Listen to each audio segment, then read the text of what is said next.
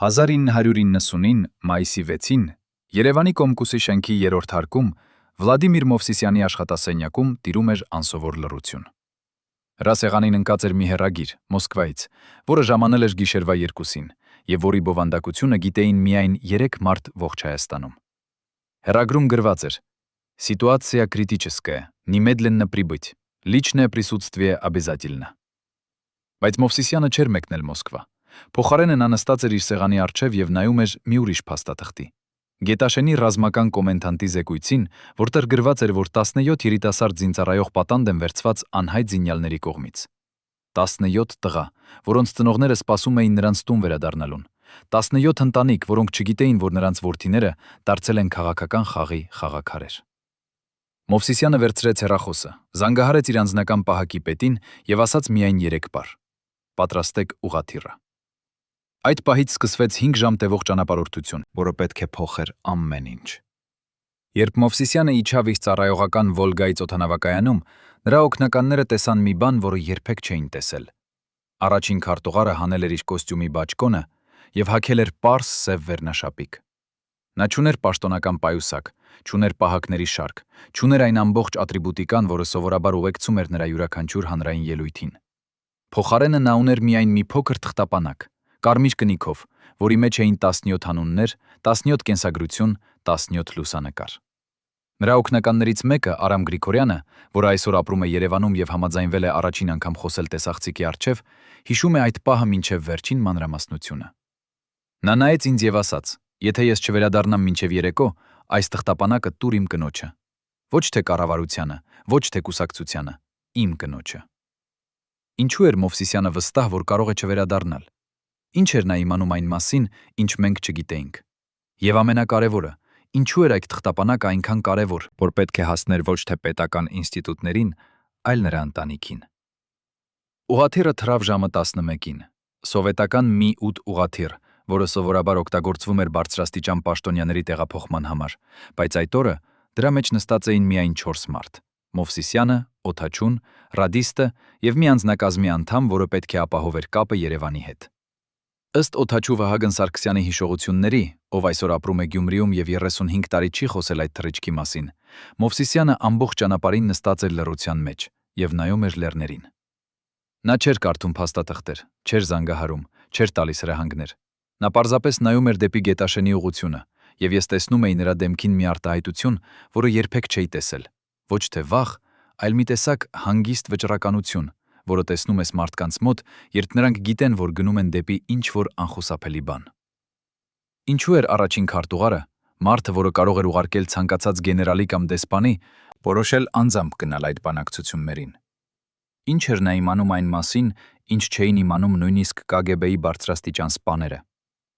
Երբ ուղղաթիռը մոտեցավ Գետաշենին, ռադիստը ստացավ հաղորդագրություն, որը փոխեց ամեն ինչ։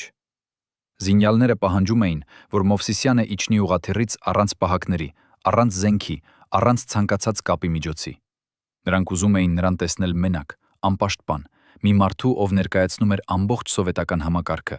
բայց այդ պահին պետք է լիներ պարզապես մի մարդ։ Օթաչուն հիշում է, որ երբ Մովսիսյանը լսեց այդ պահանջը, նա առաջին անգամ ժպտաց այդ ամբողջ ճանապարհորդության ընթացքում։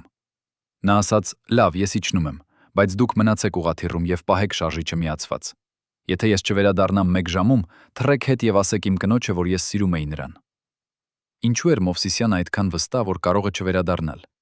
Ինչ էր նա տեսնում այդ իրավիճակում, ինչ մենք չենք տեսնում նույնիսկ այսօր, 35 տարի անց։ Ամենակարևորը, ինչու էր նա պատրաստ ռիսկի դնել իր կյանքը 17 տղաների համար, երբ նա կարող էր պարզապես ուղարկել բանակցող թիմ։ Ուղղաթիռը վայրէջք կատարեց դաշտում, որը գտնվում էր գյուղից 2 կիլոմետր հեռավորությամբ։ Մովսիսյանը բացեց դուռը եւ իջավ, իր ձեռքում միայն այդ կարմիր կնիքով թղթապանակը։ Օթաչուն հիշում է, որ երբ առաջին քարտուղարը քայլում էր դեպի գյուղը, նրա քայլերը չէին դողում, նրա ուսերը չէին կորացած։ Նա քայլում էր այնպես, կարծես գնում էր սովորական աշխատանքային հանդիպման։ Բայց բոլորը, ովքեր այդ պահին էին ուղղաթիռում, գիտեին, որ դա կարող էր լինել նրա վերջին քայլերը։ Ռադիստը փորձեց պահպանել կապը Երևանի հետ, բայց ստացավ հրահանգ՝ լռել եւ սպասել։ Մոսկվան ուզում էր լռություն, Երևանը ուզում էր լռություն, բայց Մովսիսյանը ընտրել էր գործողություն։ Ինչու էր նա որոշել անտեսել Մոսկվայի հրահանգները եւ գնալ այդ հանդիպմանը։ Ինչ էր նա իմանում այն մասին, ինչ չէին իմանում Կրեմլի պաշտոնյաները։ Դուք պատրաստվում եք իմանալ ճշմարտությունը, որը փոխեց Հայաստանի պատմությունը։ Երբ Մովսիսյանը մտավ գյուղ, նա տեսավ տեսարան, որը նկարագրված է ԿԳԲ-ի գաղտնի զեկույցում։ Объект вошел в зону без сопровождения. Встречен группой из 12 вооруженных лиц. 12 զինված մարդ, որոնց դեմքերը ծածկված էին շարֆերով, որոնց ձեռքերում էին ավտոմատներ, որոնք շրջապատեցին առաջին քարտուղարին եւ տարան դեպի մի տուն, որտեղ պահվում էին պատանդները։ Ըստ այն մարդկանց, ովքեր այդ օրը էին գյուղում եւ ովքեր համաձայնվել են խոսել անանուն, Մովսիսյանը չցույց տվեց վախի նշան։ Նա մտավ տուն, տեսավ 17 տղաների նստած հատակին, կապված ձեռքերով, եւ առաջին բանը, որ նա արեց, հարցրեց. «Ձեզ ծեծել են»։ Տղաներից մեկը, Արթուր Հովանիսյանը, ով այսօր ապրում է Երևանում եւ առաջին անգամ համաձայնվել է պատմել իր պատմությունը, հիշում է այդ պահը մինչեւ վերջին բառը։ Երբ ես տեսա Մովսիսյանին, ես չէի հավատում իմ աչքերին։ Առաջին քարտուղարը, մարդը, որին մենք տեսնում էինք միայն հեռուստացույցով, կանգնած էր մեր առջև, առանց պահակների, առանց զենքի, եւ հարցնում էր, թե մեզ ծեծել են։ Ես այդ պահին հասկացա, որ մենք փրկված ենք։ Բայց փրկությունը դեռ հեռու էր։ Զինյալների առաջնորդը, որի անունը երբեք չի հրապարակվել պաշտոնական փաստաթղթերում, բայց որը հայտնի է որպես Տոմանդիր, բերեց Մովսիսյանին առանձին սենյակ եւ սկսեց բանակցությունները։ Ըստ ԿԳԲ-ի արխիվային փաստաթղթերի, որոնք ապագաղտնիացվեցին 1995 թվականին, այդ զրույցը տևեց 3 ժամ եւ 20 րոպե։ 3 ժամ եւ 20 րոպե, որի ընթացքում Մովսիսյանը լսեց պահանջներ, որոնք նա չէր կարող կատարել, սպառնալիքներ, որոնք նա չէր կարող անտեսել, եւ պայմաններ, որոնք նա չէր կարող ընդունել։ Բայց նա չհեռացավ։ Նա նստեց այդ սենյակում դիմաց զինված մարդկանց եւ փորձեց գտնել լուծում, որը կփրկեր 17 կյանք։ Ինչու էր նա այդքան համառ։ Ինչ էր նրան ստիպում մնալ այդ սենյակում, երբ նա կարող էր պարզապես հեռանալ եւ թողնել այդ խնդիրը բանակին կամ ԿԳԲ-ին։ Պատասխանը գտնվում է այն թղթապանակով նա բերել էր իրիկում, որը նա բերել էր իր հետ։ Թղթապանակում էին 17 լուսանկարներ։ Ոչ թե պաշտոնական ռազմական լուսանկարներ, այլ ընտանեկան լուսանկարներ։ Տղաները իրենց ծնողների հետ, իրենց քույրերի հետ, իրենց ընկերների հետ։ Մովսիսյանը հանեց այդ լուսանկարները եւ դրեց սեղանին, կոմանդիրի առջև։ Ըստ այն մարդկանց, ովքեր ներկա էին այդ սենյակում եւ ովքեր համաձայնվել են խոսել պայմանով, որ նրանց անունները չհրապարակվեն, Մովսիսյանը ասաց. «Դուք տեսնում եք այս տղաներին։ Նրանք ոչ թե զինվորներ են, նրանք որդիներ են։ Նրանք ոչ թե թշնամիներ են, նրանք ձեր եղբայրներ են։ Եթե դուք սպանեք նրանց, դուք կսպանեք ոչ թե սովետական համակարգը, այլ ձեր ապագան»։ Այդ խոսքերը փոխեցին ամեն ինչ։ Կոմանդիրը նայեց լուսանկարներին, նայեց Մովսիսյանին եւ առաջին անգամ իր ձայնը դողաց։ Նա ասաց. «Դուք եկել եք այստեղ առանց զենքի, առանց պահակների։ Դուք ռիսկել եք ձեր կյանքը։ Ինչու»։ Մովսիսյանի պատասխանը գրանցված է ԿԳԲ-ի ձայնագրության մեջ, որը պահվում է Մոսկվայի արխիվներում։ «Որովհետև ես հայրենիքի ծառա եմ, եւ հայրենիքը սկսվում է այդ տղաներից»։ Բայց բանակցությունները դեռ չէին ավարտվել։ Կոմանդիրը ներկայացրեց իր վերջնական պահանջը։ Մովսիսյանը պետք է մնար որպես պատանդ, մինչև տղաները ազատ արձակվեն եւ անվտանգ հասնեն Երևան։ Այլ կերպ ասած, առաջին քարտուղարը պետք է փոխանակվեր 17 սովորական զինվորների դիմաց։ Այդ պահանջը խախտում էր բոլոր սովետական արձանագրությունները, բոլոր ԿԳԲ-ի ուղեցույցները, բոլոր կուսակցական կանոնները։ Բայց Մովսիսյանը չմտածեց երկար։ Ըստ ռադիստի հիշողությունների, երի ով լսում էր զրույցը ռադիոյի միջոցով, Մովսիսյանը պատասխանեց անմիջապես. «Ես համաձայն եմ, բայց մի պայմանով։ Տղաները պետք է ազատվեն հենց հիմա, այս րոպեին, եւ ես կմնամ այստեղ, մինչեւ նրանք անվտանգ կհասնեն Երևան»։ Այդ պատասխանը ցնցեց բոլորին։ Եվ զինյալներին, եւ ԿԳԲ-ի սպաներին, ովքեր լսում էին զրույցը, եւ Մոսկվայի պաշտոնյաներին, ովքեր ստացան հաղորդագրությունը։ Ինչու էր Մովսիսյանը պատրաստ զոհաբերել իր ազատությունը, հավանաբար իր կյանքը 17 տղաների համար։ Ինչ էր նրան ստիպում կատարել այդ որոշումը, որը կարող էր ավարտվել նրա մահով։ Պատասխանը գտնվում է այն փաստաթղթում, որը Մովսիսյանը գրել էր նախքան թռիչքը եւ որը պահվում է նրա ընտանիքի անձնական արխիվում։ Այդ փաստաթուղթը, որը երբեք չի հրապարակվել լրատվամիջոցներում, բայց որի պատճենը մենք ստացել ենք նրա որդու Արմենի միջոցով, պարունակում է հետևյալ տողերը. «Եթե ես չվերադառնամ այս ճանապարհորդությունից, ես ուզում եմ, որ իմ որդին իմանա, ես ընտրեցի մնալ հավատարիմ իմ սկզբունքներին, ոչ թե իմ պաշտոնին։ Ես ընտրեցի փրկել կյանքեր, ոչ թե իմ գարիերան։ Ես ընտրեցի լինել հայր այդ 17 տղաների համար, ոչ թե պարզապես առաջին քարտուղար»։ Այդ տողերը բացահայտում են Մովսիսյանի իրական դրդապատճառները։ Նա չէր գործում որպես պաշտոնյա, նա գործում էր որպես հայր, որպես մարդ, որը հասկանում էր, որ իշխանությունը չի չափվում պաշտոններով, այլ պատասխանատվությամբ։ Բայց այդ որոշումը ուներ իր գինը։ Երբ 17 տղաները ազատվեցին եւ տեղավորվեցին ուղաթիռում, Մովսիսյանը մնաց գյուղում, շրջապատված զինյալների։ Օթաչուն հիշում է, որ երբ նա տեսավ առաջին քարտուղարին, կանգնած դաշտում, մենակ, առանց պահակների, նա ուզում էր մերժել թռիչքը եւ մնալ։ Բայց Մովսիսյանը տվեց հստակ հրահանգ. «Թռեք հիմա, տղաները պետք է հասնեն տուն»։ Ուղաթիռը բարձրացավ, եւ վերջին բառը, որ օթաչուն տեսավ, Մովսիսյանն էր, կանգնած դաշտում, նայելով ուղաթիռին եւ ձեռքը բարձրացնելով ողջույնի նշանով։ Այդ պատկերը մնաց օթաչուի հիշողության մեջ 35 տարի։ Ես երբեք չեմ մոռանա այդ պատկերը։ Մարդը, որը կարող էր մնալ Երևանում, իր անվտանգ աշխատասենյակում, ընտրեց մնալ դաշտում, շրջապատված զինյալների, որպիսի 17 տղա կարողանան վերադառնալ իրենց ընտանիքներին։ Բայց պատմությունը դեռ չէր ավարտվել։ Երբ ուղաթիռը վայրէջք կատարեց Երևանում, 17 տղաները դուրս եկան եւ տեսան իրենց ծնողներին, սպասելով նրանց։ Արթուր Հովհաննիսյանը հիշում է այդ պահը, որպես իր կյանքի ամենաուժեղ հուզական փորձառությունը։ Երբ ես տեսա իմ մորը, ես չկարողացա զսպել արցունքները, բայց միևնույն ժամանակ ես մտածում էի Մովսիսյանի մասին, որը մնաց այնտեղ, մենակ, որպիսի մենք կարողանանանք լինել այստեղ։ Տղաները գտան մեկ, Ալեքսանդրին, նանք լինել այստեղ։ Տղաները պատմեցին իրենց ծնողներին, թե ինչ էր տեղի ունեցել, եւ լուրը տարածվեց Երևանում որպես հրդեհ։ Առաջին քարտուղարը, մարդը, որը ներկայացնում էր սովետական իշխանությունը, զոհաբերել էր իր ազատությունը սովորական զինվորների համար։ Այդ արարքը խախտեց բոլոր ստերեոտիպները, բոլոր ակնկալիքները, բոլոր պատկերացումները այն մասին, թե ինչպիսին պետք է լինի պաշտոնյան։ Բայց Մոսկվան չէր գոհ։ Ըստ ապագաղտնիացված KGB-ի փաստաթղթերի, Կրեմլը ուղարկեց անմիջական հեռագիր Երևան, պահանջելով Մովսիսյանի անմիջական ազատումը ցանկացած գնով։ Բայց Մովսիսյանը մերժեց ցանկացած փրկարար գործողություն։ Նա ուղարկեց հաղորդագրություն Մոսկվա. «Ես մնում եմ այստեղ, մինչև բանակցությունները ավարտվեն խաղաղ ճանապարհով։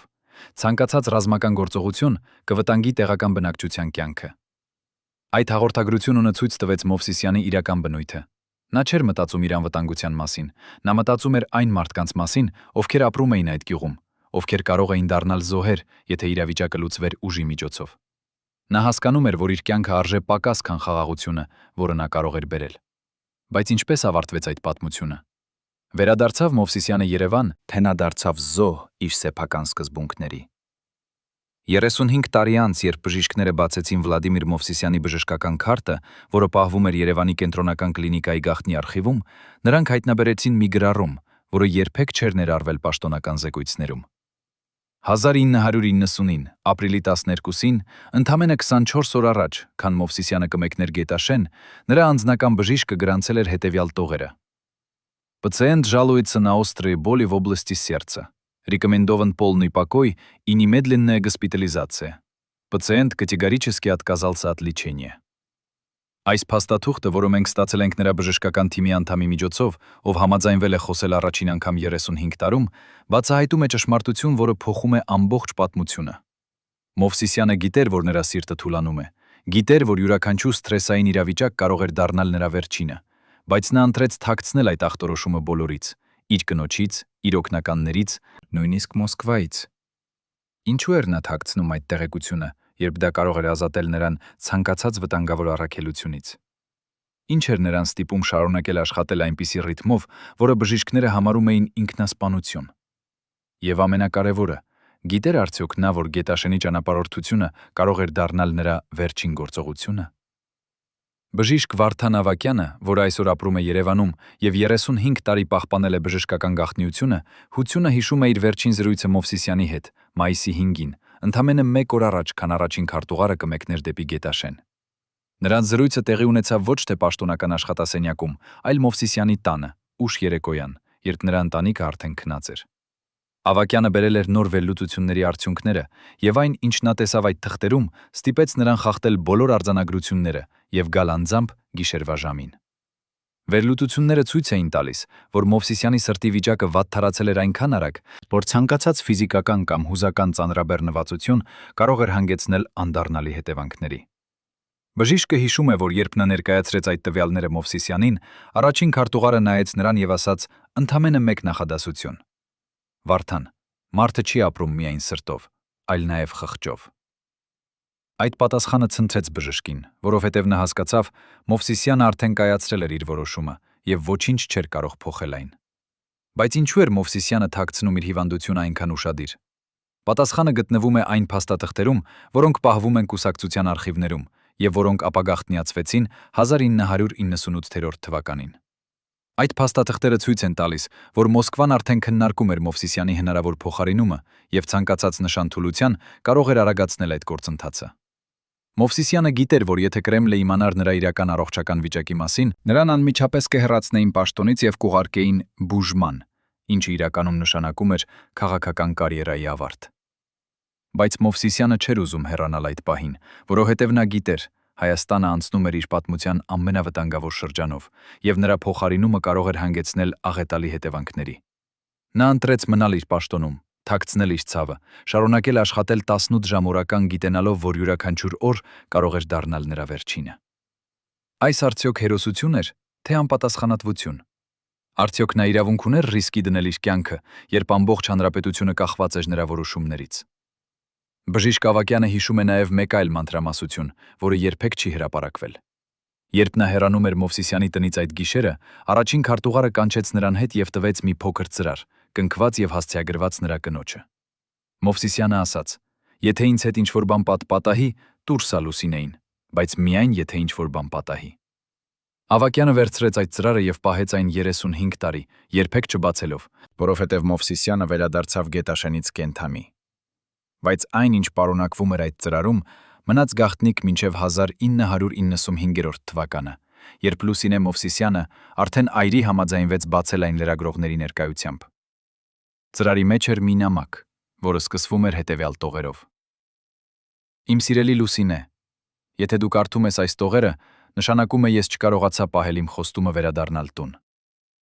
Այդ նամակը, որը գրված էր Մովսիսյանի ձեռքով մայիսի 5-ի գիշերը, պարունակում էր ոչ թե քաղաքական կտակ, ոչ թե պաշտոնական հրահանգներ, այլ պարզապես սիրո խոստովանություն եւ ներողություն այն համար, որ նա ընտրեց պարտքը սիրո նկատմամբ։ Ինչու էր Մովսիսյանը այդքան վստահ, որ կարող է չվերադառնալ Գետաշենից։ Ինչ էր նա իմանում այն մասին, ինչ մենք չգիտենք նույնիսկ այսօր։ Երբ Մովսիսյանը մնաց Գետաշենում որպես պատանդ, նրա առողջական վիճակը սկսեց արագորեն վատթարանալ։ Ըստ այն մարդկանց, ովքեր այդ օրերին էին նրա հետ գյուղում եւ ովքեր համաձայնվել են խոսել անանուն, Մովսիսյանը սկսեց զգալ սրտի ցավեր արդեն առաջին գիշերը։ Բայց նա թաքցրեց այդ ցավերը բոլորից, նույնիսկ զինյալներից, ովքեր պահպանում էին նրան։ Նա շարունակեց բանակցությունները, շարունակեց փորձել գտնել խաղաղ լուծում, շարունակեց պահպանել հանգստություն եւ արժանապատվություն, թեև նրա մարմինը աղաղակում էր ցավից։ Մի անգամ, երբ ցավը դարձավ անտանելի, նա խնդրեց ջուր, եւ երբ զինյալներից մեկը բերեց նրան բաժակ, Մովսիսյանի ձեռքը այնքան էր դողում, որ նա չկարողացավ պահել բաժակը։ Զինյալը, որը տեսավ այդ տեսարանը, հետագայում պատմեց, որ այդ պահին նա հասկացավ. առաջին քարտուղարը ոչ թե պարզապես քաջ մարդ է, այլ մարդ, որը մահանում է իր սկզբունքների համար։ Այդ պահից զինյալները սկսեցին վերաբերվել Մովսիսյանին ոչ թե որպես պատանդի, այլ որպես հյուրի, որպես մարդու, որը արժանի է հարգանքի։ Բայց Մոսկվան չէր հասկանում այդ նրբությունները։ Ըստ ապագաղտնիացված KGB-ի փաստաթղթերի, Կրեմլը պլանավորում էր հատուկ գործողություն Մովսիսյանի ազատման համար, օգտագործելով հատուկ ջոկատ, որը պետք է մտներ գյուղ գիշերվա ժամին եւ ազատեր առաջին քարտուղարին ուժի միջոցով։ Այդ պլանը հաստատվել էր Մոսկվայի ամենաբարձր մակարդակներում, եւ միայն մեկ մարդ կարող էր կանգնեցնել այն՝ Մովսիսյանը ինքը։ Երբ նա իմացավ այդ պլանի մասին ռադիոհաղորդագրության միջոցով, որը ուղարկվել էր գաղտնի ալիքով, նա անմիջապես պահանջեց կապ Մոսկվայի հետ եւ ասաց հետեւյալ խոսքերը, որոնք գրանցված են KGB-ի արխիվներում. «Ցանկացած ռազմական գործողություն այստեղ կհանգեցնի արյունահեղության, եւ ես անձամբ կլինեմ պատասխանատու այդ արյան համար։ Ես պահանջում եմ կանգնեցնել այդ գործողությունը անմիջապես»։ Այդ հրամանը, որը տրվեց ոչ թե Մոսկվայի կողմից, այլ պատանդի կողմից, ցնցեց KGB-ի ղեկավարությունը։ Ինչպես կարող էր պատանդը տալ հրամաններ Կրեմլին։ Ինչպես կարող էր մարդը, որը գտնվում էր զինյալների ձեռքում, պահանջել կանգնեցնել իր սեփական փրկարար գործողությունը։ Պատասխանը գտնվում է Մովսիսյանի բնույթի մեջ։ Նա չէր մտածում իր անվտանգության մասին, նա մտածում էր այն մարդկանց մասին, ովքեր ապրում էին այդ գյուղում, ովքեր կարող էին դառնալ զոհեր, եթե հատուկ ջոկատը մտներ գյուղ։ Նա հասկանում էր, որ ցանկացած ռազմական գործողություն կարող էր վերածվել արյունահեղության, եւ նա չէր ուզում, որ նրա անունը կապվեր այդ արյան հետ։ Նա նախընտրեց մնալ պատանդ, նախընտրեց ռիսկի դնել իր կյանքը, քան թույլ տալ, որ անմեղ մարդիկ տուժեն նրա փրկության համար։ Այս որոշումը ցույց տվեց Մովսիսյանի իրական մեծությունը, ոչ թե որպես պաշտոնյայի, այլ որպես մարդու, որը հասկանում էր, որ իշխանությունը չի չափվում ուժով, այլ խղճով։ Բայց այդ որոշումը նաև նշանակում էր, որ նա պետք է մնար գյուղում անորոշ ժամանակով։ Իր սրտի վիճակը վատթարանում էր ամեն օր, եւ ոչ ոք չգիտեր, թե քանի ժամանակ նրա մարմինը կկարողանա դիմանալ այդ սթրեսին։ Արդյոք Մովսիսյանը գիտեր, որ նա գրում էր իր սեփական մահվան դատավճիռը, երբ մերժեց փրկարար գործողությունը։ Գետաշենում անցած օրերի ընթացքում Մովսիսյանը ստեղծեց մի բան, որը կարելի է անվանել հրաշք։ Նա սկսեց խոսել զինյալների հետ ոչ թե որպես թշնամիների, այլ որպես մարդկանց, ովքեր ունեին իրենց պատճառները, իրենց ցավերը, իրենց երազները։ Նա լսեց նրանց պատմությունները, հասկացավ նրանց դժգոհությունները, փորձեց գտնել ընդհանուր լեզու։ Եվ աստիճանաբար, օրեցօր, զինյալները սկսեցին տեսնել նրա մեջ ոչ թե սովետական համակարգի ներկայացուցչին, այլ մարդուն, որը իսկապես հոգում էր նրանց ճակատագրի մասին։ Ըստ այն մարդկանց, ովքեր ներկա էին այդ զրույցներին, Մովսիսյանը խոսում էր նրանց հետ ժամերով, քննարկելով ոչ թե քաղաքականություն, այլ կյանք, ընտանիք, ապագա։ Նա պատմում էր իր սեփական պատմությունը, ինչպես նա աճել էր պարզ ընտանիքում, ինչպես նա աշխատել էր գործարանում, ինչպես նա երազել էր ստեղծել ավելի լավ կյանք իր երեխաների համար։ Այդ պատմությունները հպում էին զինյալների սրտերին, որովհետև նրանք տեսնում էին, որ Մովսիսյանը ոչ թե օտար էր նրանց համար, այլ նրանցից մեկը։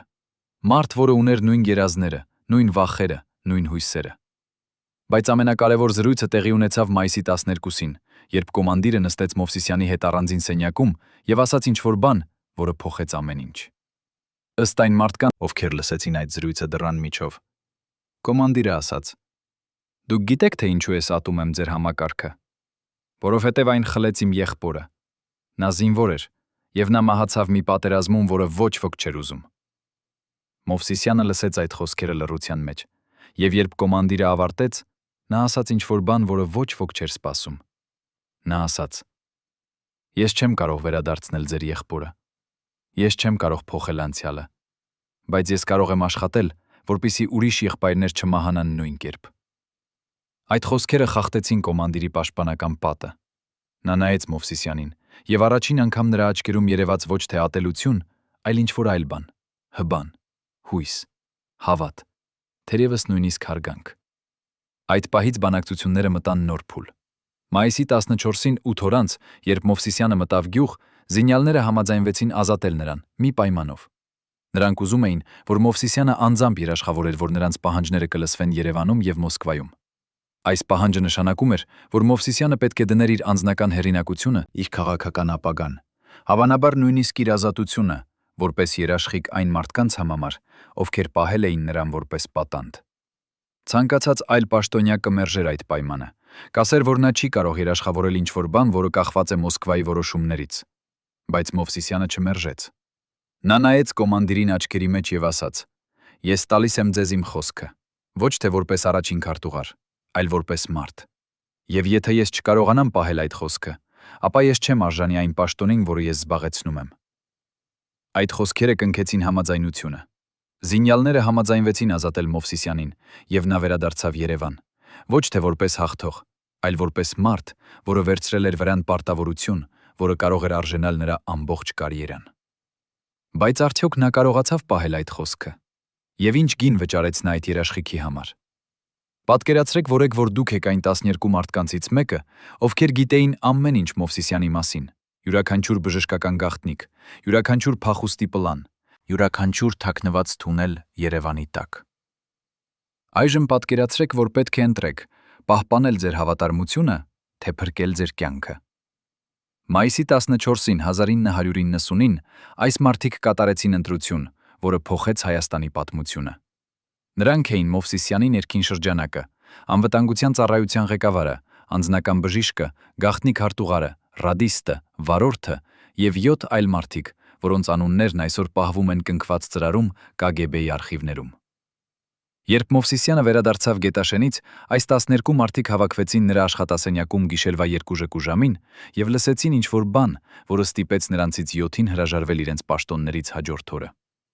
Ինչ ասաց Մովսիսյանը այդ գիշերը, որ նրա ամենամոտ մարդիկ որոշեցին հեռանալ։ Ինչպիսին էր այն գաղտնիքը, որը նրանք իմացան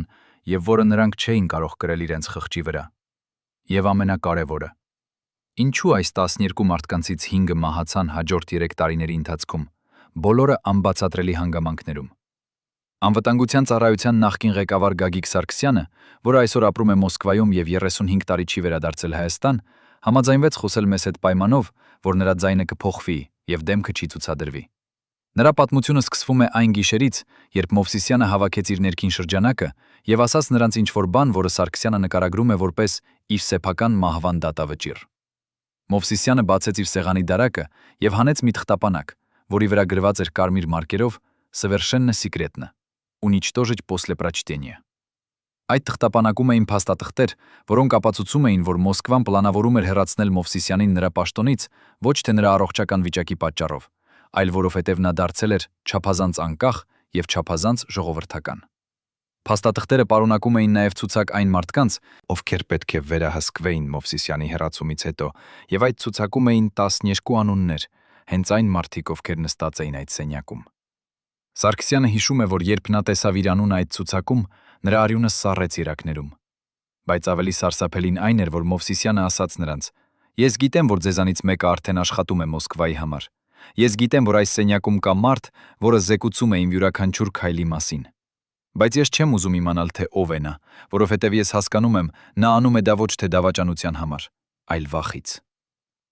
Այդ խոսքերը ստեղծեցին անտանելի լարվածություն սենյակում։ 12 մարդ նայում էին միմյանց, յուրաքանչյուրը կասկածելով մյուսներին, յուրաքանչյուրը վախենալով, որ նրա գաղտնիքը բացահայտվել է։ Բայց Մովսիսյանը շարունակեց. «Ես հավաքել եմ ձեզ այստեղ ոչ թե ձեզ մեղադրելու համար, այլ ազատելու համար։ Ես տալիս եմ ձեզ ընտրություն։ Դուք կարող եք մնալ ինձ հետ եւ ընդունել այն, ինչ գալու է, կամ կարող եք հեռանալ հիմա, առանց որևէ հետևանքի։ Ես չեմ պահի ձեզ, ես չեմ դատապարտի ձեզ։ Բայց եթե դուք մնաք, դուք պետք է իմանաք, մենք գնում ենք դեպի փոթորիկ, եւ ոչ ոք չգիտե, թե ով կարող է վերապրել այդ փոթորիկը»։ Սարգսյանը հիշում է, որ այդ պահին սենյակում տիրող լռությունը կարելի էր կտրել դանակով։ Ոչ ոք չշշարժվեց, ոչ ոք չխոսեց։ Բոլորը պարզապես նայում էին Մովսիսյանին, փորձելով հասկանալ արդյոք սա թակարդ էր, թե իսկապես ազատության առաջարկ։ Եվ ապա մեկ առ մեկ 7 մարդ ոտքի ելան եւ լքեցին սենյակը, առանց մի բառ ասելու։ Մնացին միայն 5 հոգի՝ Սարգսյանը, Բժիշկ Ավագյանը, գաղտնիք հարտուղար Անահիտ Գրիգորյանը, ռադիստ Վահագն Մկրտչյանը եւ վարորդ Արամ Հովհաննիսյանը։ Այս 5 մարդիկ, ովքեր որոշեցին մնալ Մովսիսյանի կողքին, դարձան վկաները այն դեպքերի, որոնք հաջորդեցին, եւ նրանցից 4-ը վճարեցին այդ որոշման համար իրենց կյանքով։ Բայց ինչու էր Մովսիսյանը տալիս իր մարդկանց ընտրություն հեռանալու։ Ինչու էր նա ազատում նրանց իրենց երդումներից, իրենց պարտականություններից։ Պատասխանը գտնվում է այն փաստաթղթում, որը Մովսիսյանը գրել էր այդ հանդիպումից առաջ եւ որը պահվում է նրա անձնական արխիվում։ Այդ փաստաթուղթը, որը մենք ստացել ենք նրա ընտանիքի միջոցով, պարունակում է հետևյալ տողերը. «Ես չունեմ իրավունք պահանջել մարդկանցից, որ նրանք մահանան իմ սկզբունքների համար։ Ես չունեմ իրավունք վերածել նրանց զոհերի իմ քաղաքական ընտրությունների համար։ Եթե ես պետք է գնամ դեպի մահ, ես պետք է գնամ մենակ, ոչ թե տանել ուրիշներին իմ հետ»։ Այս տողերը ցույց են տալիս Մովսիսյանի իրական բնույթը։ Նա չէր ուզում լինել դիկտատոր, որը պահանջում է կույ հնազանդություն։ Նա ուզում էր լինել առաջնորդ, որը տալիս է մարդկանց ազատություն ընտրելու իրենց սեփական ճանապարհը։ Բայց այդ ազատությունը ուներ իր գինը, եւ այդ գինը վճարվեց արյունով։ Հաջորդ 3 տարիների ընթացքում 1990-ից մինչև 1993-ը 4 մարդ այն 5-ից, ովքեր մնացին Մովսիսյանի կողքին, մահացան անբացատրելի հանգամանքներում։ Ռադիստ Վահագն Մկրտչյանը մահացավ ավտովթարից 1991-ի փետրվարին։ Գաղտնիք հարտուղար Անահիտ Գրիգորյանը մահացավ սրտի կաթվածից 1991-ի հուլիսին, չնայած նրան, որ նա ընդամենը 42 տարեկան էր եւ երբեք չէր ունեցել սրտի խնդիրներ։ Վարորդ Արամ Հովհաննիսյանը անհետացավ 1992-ի մարտին եւ նրա մարմինը երբեք չգտնվեց։ Բժիշկ Վարդան Ավագյանը մահացավ ինքնասպանությունից 1993-ի հունվարին, թողնելով նամակ, որտեղ գրված էր, որ նա չի կարող ապրել իր խղճի հետ։ Միայն Գագիկ Սարգսյանը վերապրեց, բայց միայն այն պատճառով, որ նա փախավ Մոսկվա 1991-ի դեկտեմբերին եւ երբեք չվերադարձավ Հայաստան։ Արդյոք այս մահերը պատահական էին, թե դրանք էին այն գինը, որը վճարվեց հավատարմության համար։ Եվ ամենակարևորը, ինչու էր Մովսիսյանը ինքը վերապրել, երբ նրա ամենամոտ մարդիկ մեկ առ մեկ անհետացան։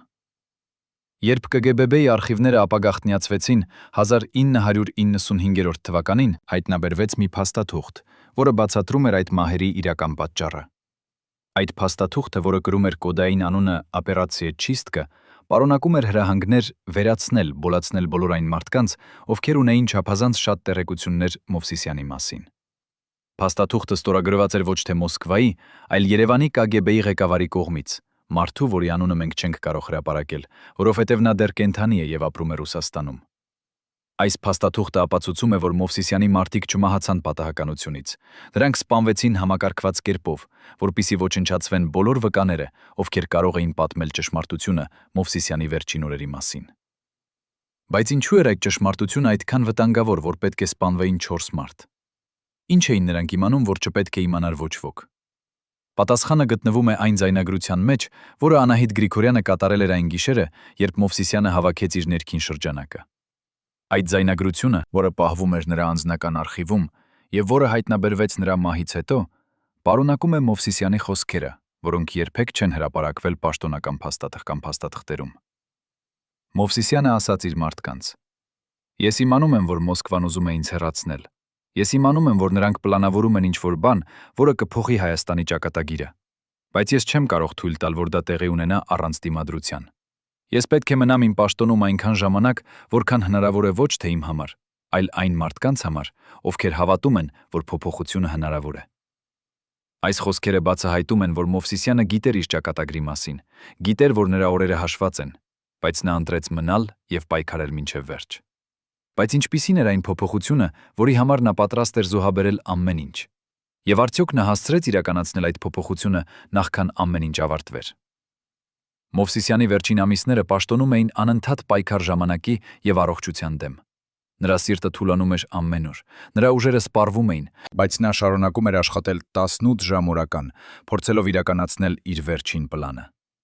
Այդ պլանը, որը նա անվանում էր «Նոր Հայաստան», ներառում էր արմատական բարեփոխումներ տնտեսության, կրթության եւ սոցիալական համակարգի մեջ։ Նա ուզում էր ստեղծել մի Հայաստան, որտեղ մարդիկ կապրեին ոչ թե վախից, այլ հույսից, որտեղ երիտասարդները կունենային ապագա, որտեղ ընտանիքները կապրեին արժանապատվությամբ։ Բայց Մոսկվան չէր ուզում այդ փոփոխությունները, որովհետև դրանք սպառնում էին սովետական համակարգի հիմքերին։ Եվ այսպես սկսվեց լուռ պատերազմ Մովսիսյանի եւ Կրեմլի միջև։ Պատերազմ, որը ավարտվեց ոչ թե հաղթանակով, այլ ողբերգությամբ։ Բայց նախքան այդ ողբերգությունը տեղի ունենար, Մովսիսյանը հասցրեց անել մի բան, որը փոխեց Հայաստանի պատմությունը ընդմիշտ։ Ինչ էր այդ վերջին արարքը, որը դարձավ նրա իրական կտակը։ 1991-ի օգոստոսի 19-ը, 3 օր առաջ, քան Մոսկվայում տեղի ունենար հայտնի հեղաշրջումը, Մովսիսյանը կանչեց իր աշխատասենյակ Գագիկ Սարգսյանին, միակ մարդուն իր ներքին շրջանակից, ով դեռ կենդանի էր եւ աշխատում էր նրա հետ։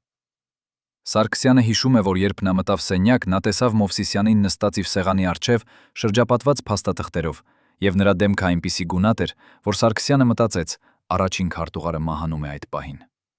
Բայց Մովսիսյանը չէր մահանում, նա պարզապես ավարտում էր իր վերջին աշխատանքը։ Նա տվեց Սարգսյանին մի մեծ ծրար, կնքված եւ հասցեագրված Հայաստանի ազգային արխիվին, եւ ասաց. «Այս ծրարը պետք է բացվի միայն 30 տարի անց, ոչ շուտ, ոչ ուշ։ 30 տարի անց մարդիկ պատրաստ կլինեն իմանալ ճշմարտությունը»։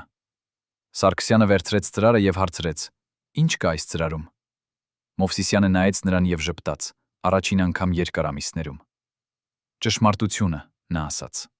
«Ամբողջ ճշմարտությունը այն մասին, ինչ իսկապես տեղի ունեցավ այս տարիներին։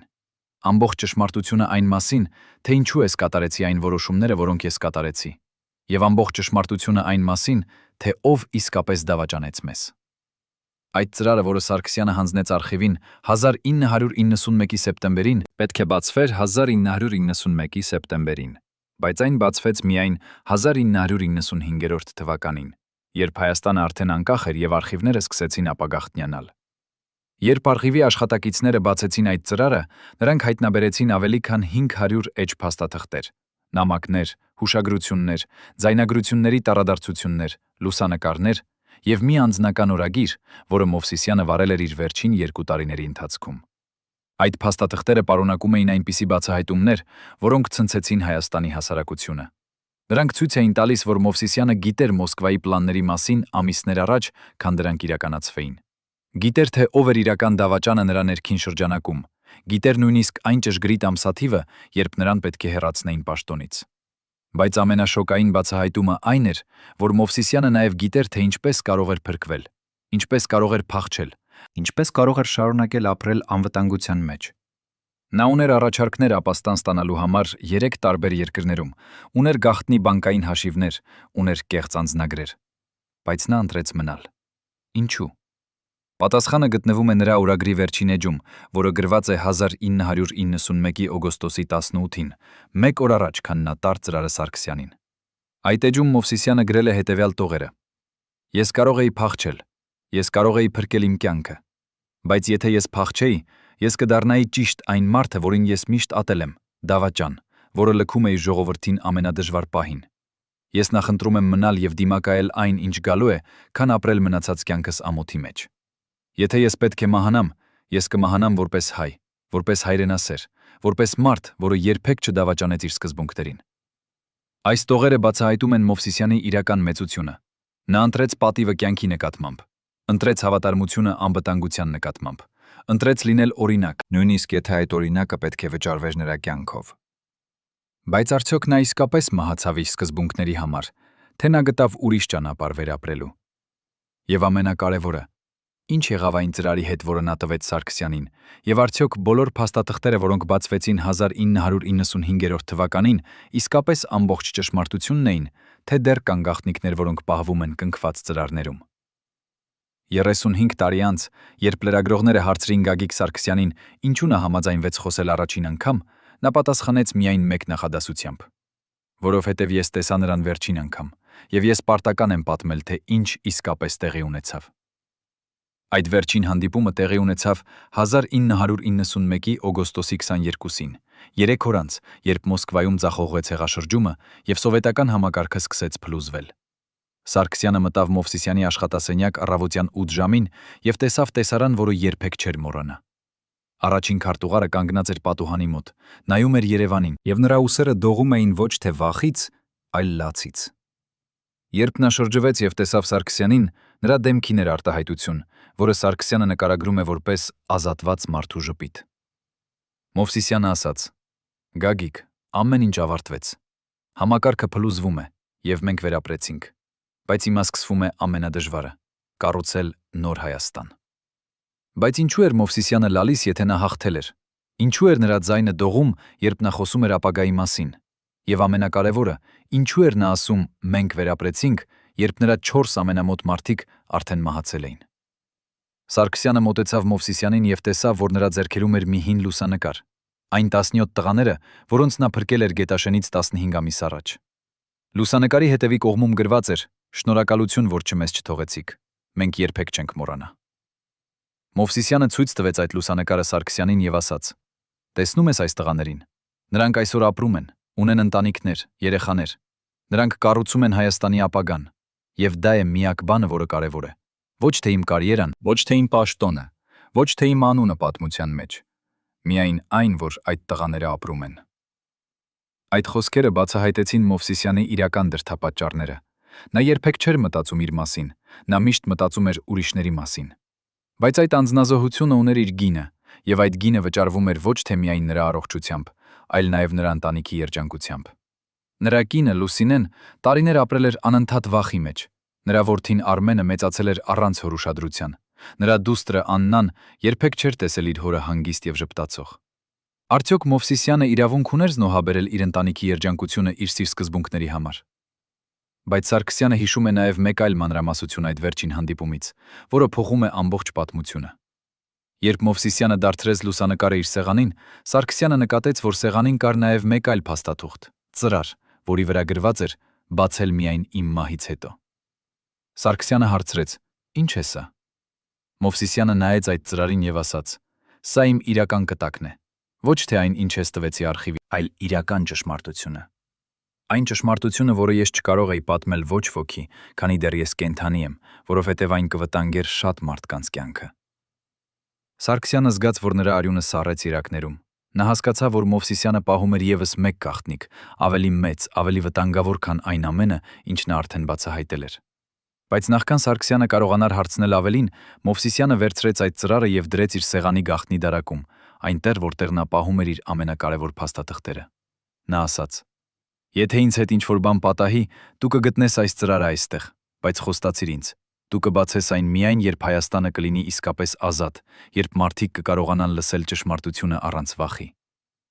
Սարգսյանը խոստացավ, բայց նա երբեք չկարողացավ կատարել այդ խոստումը, որովհետև երբ Մովսիսյանը մահացավ 1993-ի մարտին, այդ ծրարը արդեն անհետացել էր սեղանի դարակից։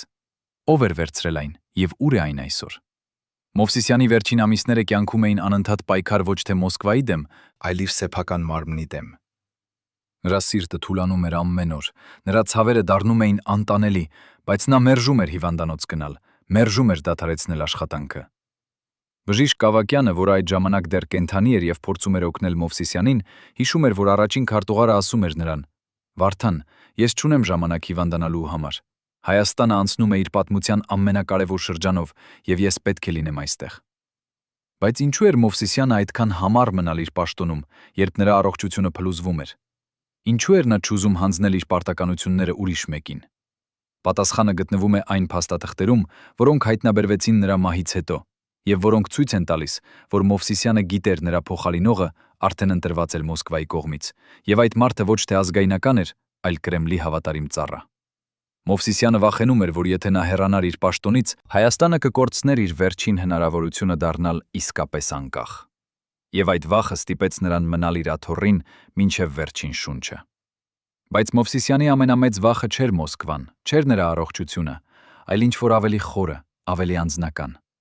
Ըստ նրա կնոջ Լուսինեի հիշողությունների, որոնք նա կիսվեց լրագրողների հետ 1998 թվականին, Մովսիսյանը վերջին ամիսներին սկսել էր տառապել ինչ-որ տեսակ պարանոյայից։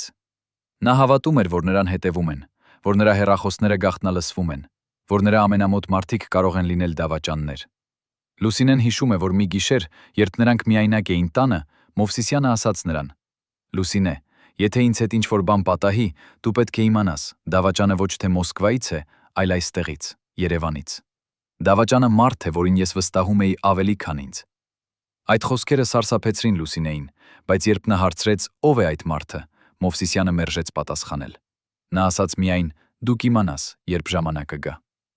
Բայց ժամանակը երբեք չեկավ, որովհետև Մովսիսյանը տարավ այդ գաղտնիքը իր հետ գերեզման։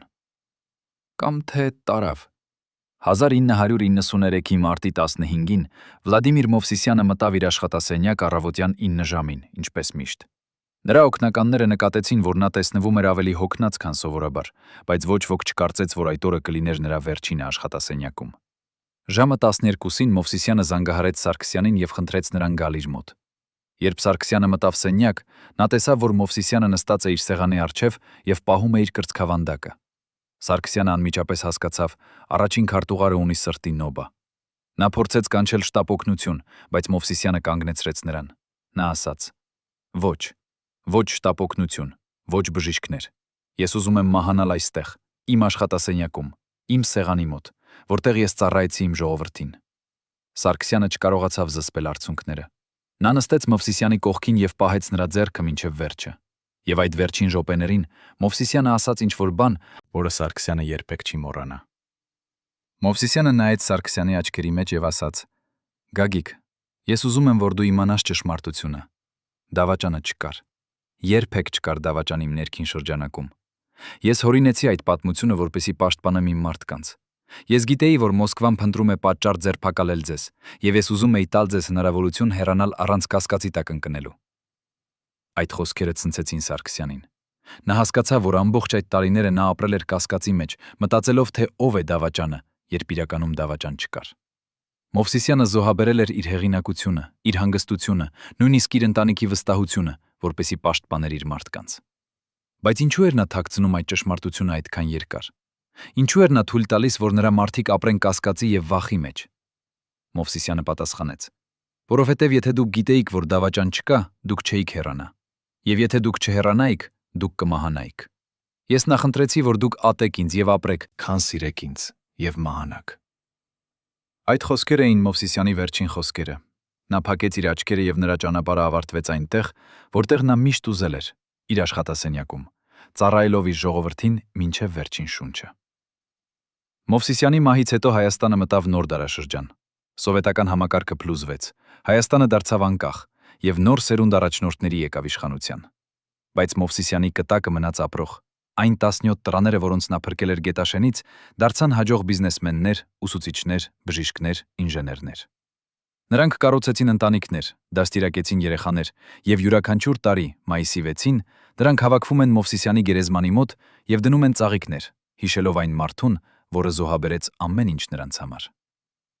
Գագիկ Սարգսյանը, որը այսօր ապրում է Մոսկվայում, հիշում է Մովսիսյանին որպես մարդու, որը ցույց տվեց, որ իրական առաջնորդությունը չի չափվում իշխանությամբ, այլ զոհաբերությամբ։ Լուսինե Մովսիսյանը, որը մահացավ 1998 թվականին, իր վերջին հարցազրույցում ասաց. Վլադիմիրը չէր կատարյալ մարդ։ Նա կատարեց սխալներ, նա վիրավորեց մարդկանց, նա զոհաբերեց իր ընտանիքը իր սկզբունքների համար։ Բայց նա միշտ փորձեց անել ճիշտ բանը, նույնիսկ երբ ճիշտ բանը էր ամենադժվարը։ Բայց մի հարց մնում է անպատասխան. Ինչ եղավ այն ծրարի հետ, որը Մովսիսյանը պահում էր իր սեղանի գաղտնի դարակում։ Ով էր վերցրել այն եւ ինչ էր պարունակում այն։ Սարգսյանը հավատում է, որ այդ ծրարը վերցրել է ինչ-որ մեկը Մովսիսյանի ներքին շրջանակից, ինչ-որ մեկը, ով գիտեր դարակի գաղտնի կոդը։ Բայց ով կարող էր լինել այդ մարդը։ Եվ ավելի կարևորը, ինչու էր այդ մարդը վերցրել ծրարը, եթե Մովսիսյանը ասել էր, որ այն պետք է բացվեր միայն նրա մահից հետո։ Թերևս այդ մարդը վախենում էր, որ ծրարի բովանդակությունը կվտանգեր նրա կյանքը։ Թերևս այդ մարդը ուզում էր պաշտպանել Մովսիսյանի հիշատակը, կամ թերևս այդ մարդը ուզում էր թաքցնել ինչ-որ ճշմարտություն, որը չպետք է իմանար ոչ ոք։ Մենք երբեք չենք իմանա, եթե այդ ծրարը չգտնվի։ Բայց թերևս դա ավելի լավ է։ Թերևս որոշ գաղտնիքներ պետք է մնան գաղտնիք, որpիսի մենք կարողանանք հիշել մեր հերոսներին ոչ թե որպես կատարյալ մարդիկ, այլ որպես մարդիկ, ովքեր փորձեցին անել իրենց լավագույնը անկատար աշխարհում։ Վլադիմիր Մովսիսյանի պատմությունը պատմություն է զոհաբերության, հավատարմության եւ սիրո մասին։ Սիրո դեպի իր ժողովուրդը, սիրո դեպի իր երկիրը, սիրո դեպի այն սկզբունքները, որոնց նա հավատում էր։ Նա չէր կատարյալ, նա կատարեց սխալներ, նա վիրավորեց մարդկանց, բայց նա միշտ փորձեց անել ճիշտ բանը, նույնիսկ երբ ճիշտ բանը արժենում էր նրան ամեն ինչ։ Եվ այդ է ինչ դարձնում է նրան իրական հերոս, ոչ թե նրա հաջողությունները, ոչ թե նրա իշխանությունը, այլ նրա պատրաստակամությունը զոհաբերել ամեն ինչ այն բանի համար, ինչին նա հավատում էր։ Այսօր, 35 տարի անց նրա մահից, Հայաստանը շարունակում է փոխվել, շարունակում է զարգանալ, շարունակում է փնտրել իր ճանապարհը։ Եվ յուրաքանչյուր անգամ, երբ մենք կանգ ենք առնում ընտրության առջև, անձնական շահը թե հանրային բարիքը, մենք պետք է հիշենք Վլադիմիր Մովսիսյանի օրինակը։ Մարդու, որը ընտրեց հանրային բարիքը, նույնիսկ երբ դա նշանակում էր զոհաբերել իր սեփական երջանկությունը։ Հարգելի հեռուստադիտողներ, եթե դուք հետևել եք այս ողբերգական պատմությանը մինչև վերջ, գրեք մեկնաբանություններում, թե որ քաղաքից եք։ Մեզ համար կարևոր է իմանալ, թե որտեղ է Վլադիմիր Մովսիսյանը դեռ հիշվում։ Եվ բաժանորդագրվեք ալիքին, որպեսզի չկորցնեք ճշմարտությունը պատմության կուռքերի մասին։